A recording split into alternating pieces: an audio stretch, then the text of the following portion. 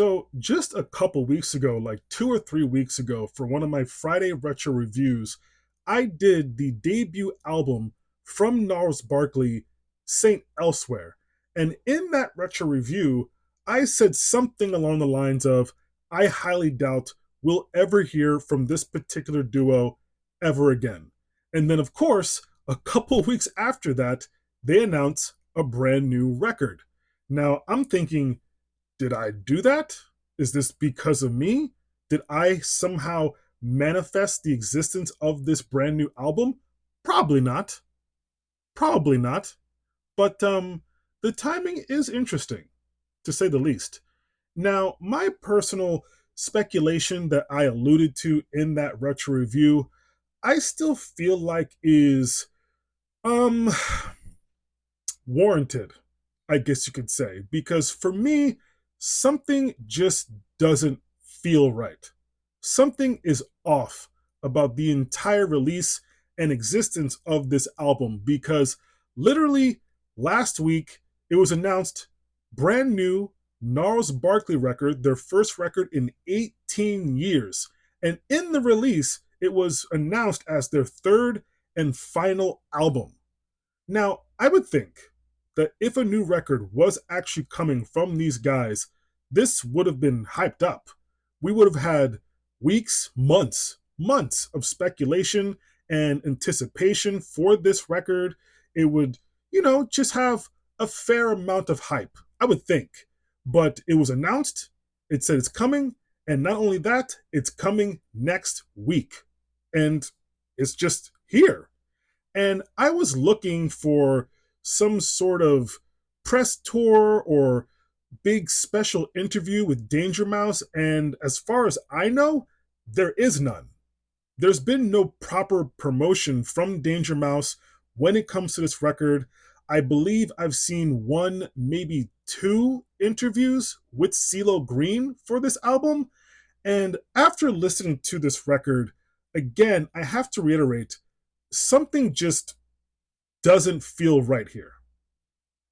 As I'm listening to this album, for some reason, I feel like I'm listening to something that's like a fulfillment of some sort of arrangement. Like, here, fine, here's your album. Like, just whatever. Like, this record is just very steady.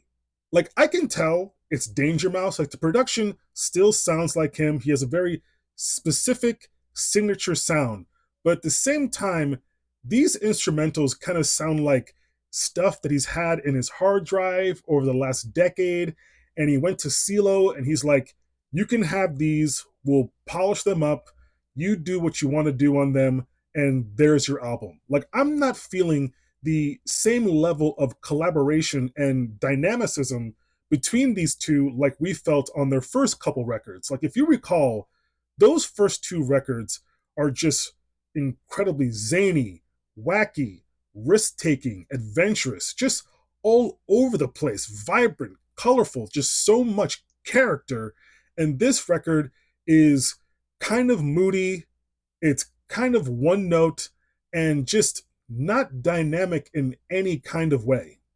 I guess one thing I will say is that it is nice to hear CeeLo again. He does still have a great voice, and it's cool to see that he hasn't really lost a step. He still has one of the most unique and recognizable voices in music history. And it's just a shame because I mentioned in that retro review that I did a few weeks ago that it seems like CeeLo has been soft canceled, I guess. I mean, he has said some stuff or shared some dumb opinions over the years, and now it feels like most people just don't really fuck with him. And again, I feel like Danger Mouse is one of those people. Like, if it wasn't the case, we would have gotten this record a long time ago. And also, this record would have been a lot better. Because one thing I saw with anticipation for the week that we had anticipation for this record was that this was the ending of the trilogy. And that was always planned. That this record, this group, sorry, was always supposed to be a trilogy of records. I have never heard that. I have never heard them say that, but apparently that was always the case, which brings me back to I smell bullshit. I just, I don't know.